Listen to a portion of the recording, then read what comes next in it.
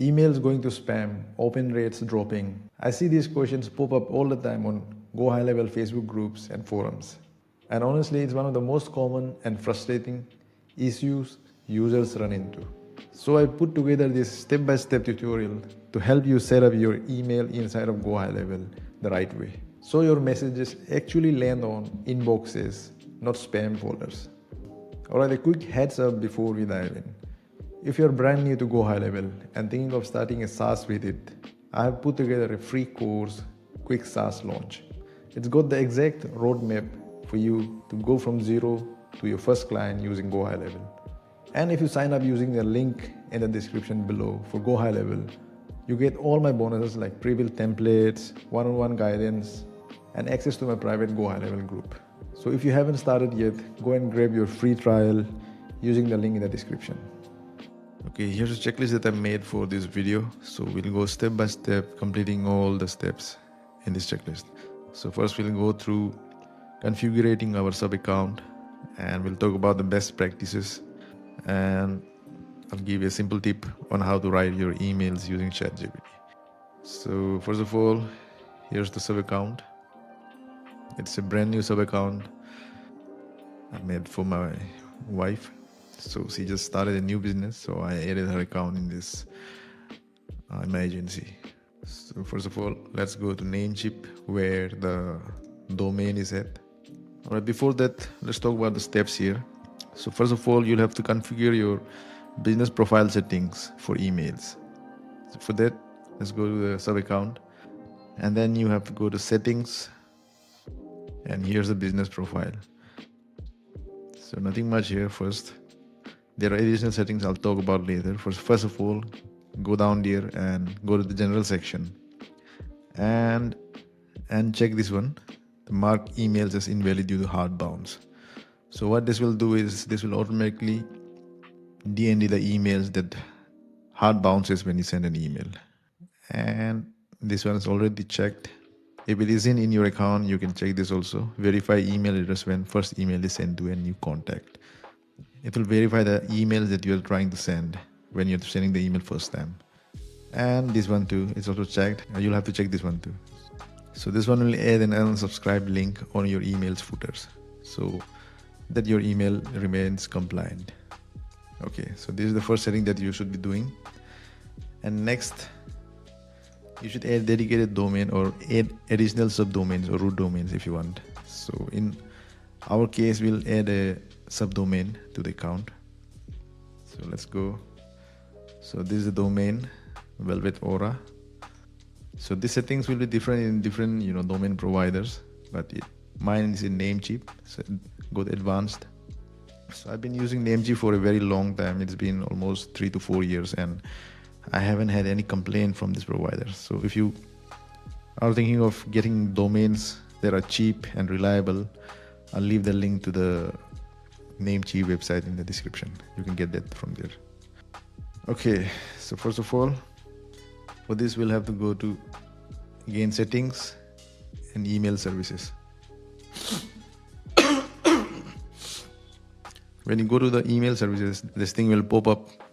So it will prompt you to create dedicated domain. If it doesn't, you can just go to dedicated domain and IP. Okay, let's add a domain. So if you're trying to send a lot of emails at once and you have a very heavy list of contacts, you can also get the dedicated IP. So right now what we are going to use is, it will be in a shared IP. So there will be many additional domains that are using this IP address. So if you take a dedicated one, the IP will be solely dedicated only to your domain. It makes your domain more trustable, and you get a better inbox placement when you send emails. Anyways, we are not going to do that. So first of all, let's add the domain. So in this case, we'll name it mail.co. So it's not com, it's co. And then verify. Okay, continue. So when you do this, there are some domain providers that are linked with GoHighLevel. I think they're partnered with GoHighLevel, so it will automatically link your domain. But in our case, in Namecheap, you'll have to add the records and value manually. I'll show you this in a while. Okay, so first of all, you'll have to add a txt record. Just grab this, copy this. Here's the records that you'll be adding, the DNS records. Advanced DNS record, add new record, txt, and then go back, grab this one, add it, and save it. So we'll repeat this for everyone. So this one's the txt, cname. So this one will be cname. It's a different record. So these two were txt records. This one will be a cname record. So here's the cname. Okay, the next are mx records. So copy this and go down there and you'll find it, mail settings. Click it and custom mx. So there are no email services, email forwarding. You'll have to choose the custom mx and this will appear. So add the record here, grab this value, add it here. So they haven't given the priority here, but it's 10, and save changes. So this priority will always be 10 for GoHighLevel email services. And again, grab this, add new record, mail, priority 10. Okay, now we just verify the records.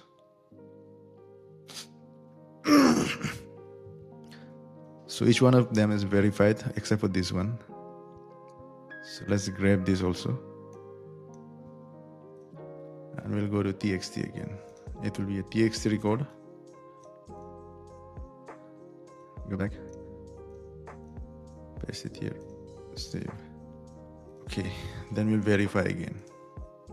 Okay, it's done. It is verified. So sometimes it may get a little bit of time for the value to be propagated. So it will take some time to verify the domains. Anyways, we have added it. So we are all set for this one. And next, we'll have to add a domain verification in the Google Postmaster so that we can track how our domains are performing when we are sending emails.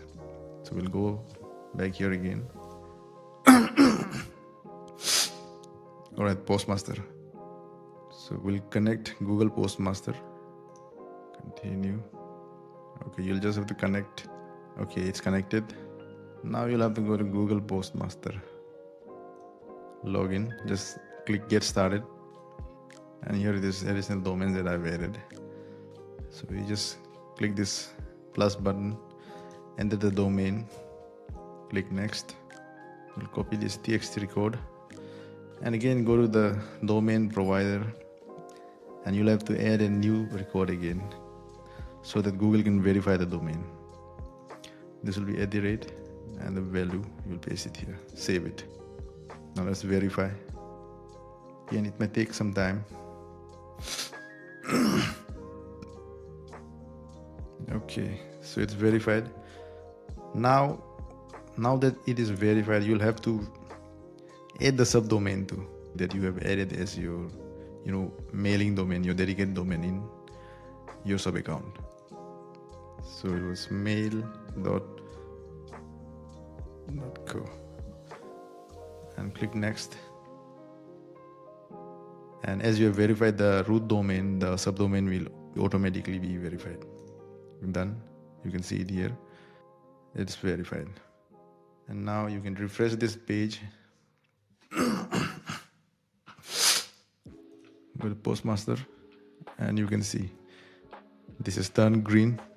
So the dedicated sending domain has been verified in the Google Postmaster tool. You can go to view details later after using your domain sometime, and you can see and check your IP reputation, user reported spam feedback, all those things, delivery errors and all. Okay, there's another settings here in the dedicated domain section that you can do. Go to dedicated domain and IP and domain configuration. So you can add additional subdomains and use them for different use cases. For example, this one we can use for the workflow, emails that go through workflow.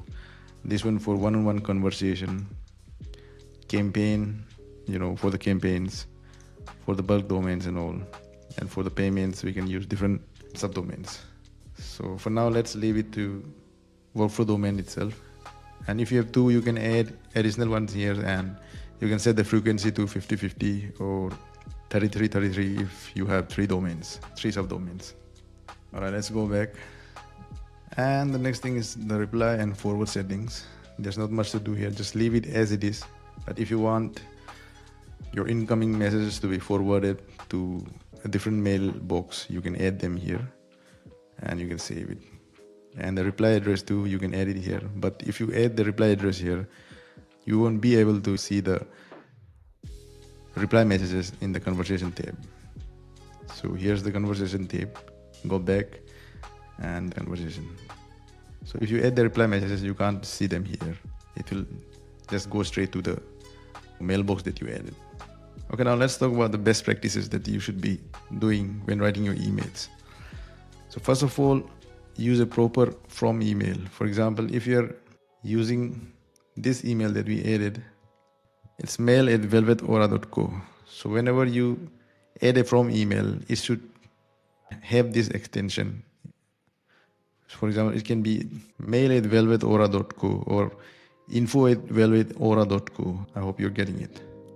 And the next thing is use double opt-in whenever you are collecting contacts from so whenever you are collecting a contact, make sure that they are opting it for you.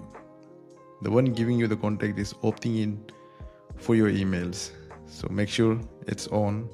The thing you can do is, if you're giving a lead magnet in exchange for your contact, you can send a lead magnet and ask them to reply to you that if they have got the lead magnet or not. The next thing you can do is you can stop sending to contacts that don't engage. For maybe you can add tags in your emails within GoHighLevel, through which you can know that which contacts are opening the email, which are not. So if they're not opening, you can test them for a while, for 2 to 3 months. After that, you can delete the contact or DND the contact if they are not engaging with your email. So this way your list remains clean. And the next thing is email frequency. So try to send emails regularly. By regularly, I don't mean daily, but maybe once a week or once a month or twice or thrice a month. So in my case, I try to send once a week, but if not, I try to do at least once a month. So make it a regular habit of sending emails to your subscribers. And the next thing is, don't use spammy words in your emails like free coupon, free that, discount, 100% guarantee, all those things. And you can also use more effective subject lines to increase open rates. Something like, in my case, I come up with subject lines by getting help from ChatGPT. It helps me come up with different kind of lines. So you'll have to test it out and come up with different ideas and different types of subject lines, so that it can generate curiosity or maybe interest in your list to know what's inside the email. So that kind of subject lines. But also make sure that while doing that, you don't use again spammy words in the subject lines. So 7.1, just like I said, double opt-in. After the first email someone subscribed, prompt them to reply. So I talked about this. And also add something like in the last line of your emails, in your first email, that please reply no if you would like me to not send you emails again. So instead of unsubscribing, they can send a reply no to you and you can DND the email. So this makes your emails a little bit cleaner. And the other thing is, you can add email signatures in your emails. So for that, if you want to do this automatically, you can go to your account. And if you're using your own, the staff email, go to staff. So I haven't added any staff here, but I'll show you mine. So email signatures can be a branded one. You can go to different providers. So in our case, my staff, and this is me, my affiliate account. So here it is, user info, And Tunto is founder of QuickSync, your website address, your phone number, and you can enable this. So whenever a message is going out from you, this will appear in the bottom side after the body under the copy of your email. But I leave it off because I use the agency email in the sub account and I manually add the signature. So you should add your name, your business name, and all those things to make your email seem branded and legit. So that's another thing you can do for better deliverability of your emails. Now here's the last thing, how I use ChatGPT to create emails. So same thing, this is a simple prompt that I created that you can also try. For example, write an email copy for me where I'm sharing about the latest product. The product is dash. Use a subject line with a low hype, inbox safe, yet attention grabbing subject line. Avoid spam triggering words and sentences in the email. Finish it with a soft and clear CTA to let the reader take action. So this one's a prompt that I made, and I again added this prompt in my prompt generator ChatGPT itself, and it came up with this prompt, the same prompt but in a better way. So if you want this document, I'll leave it in the description below. You can check this out later. So that's it for the tutorial. I forgot to mention about the drip mode that you can use while sending emails for better deliverability. It means sending emails in batches. Like if you have 100 contacts, you can send them one by one or in batches like 5 to 10 emails per hour. So that's it. And anyway, everything I mentioned in this video you'll find in the description below.